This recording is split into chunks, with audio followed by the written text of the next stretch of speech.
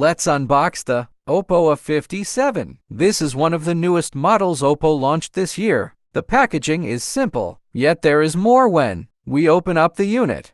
Key features include 33W VOOC, charging, 5000 mAh battery, ultra-linear stereo, 6.56 color-rich display, Oppo Glow design, and up to 1 TB of storage. Opening the box, we have first the protective case for the phone, along with the quick guide, safety guide, and the SIM ejector. Next, we have the unit with its plastic covering, but first behind it is the Type-C charging cable and 33W power plug for quicker charging time. Now let's check out the actual unit. The Oppo A57 has a very impressive design for a smartphone which looks very high-end for a mid-range phone. Embracing the protruding camera segment, it showcases the main cameras of the phone, both serving good aesthetics and functionality, with smooth edges yet feels great when gripped. It is easy to touch when in use. Let's now set up the phone for its initial use. It runs on special Android 12, which is Color OS version 12.1.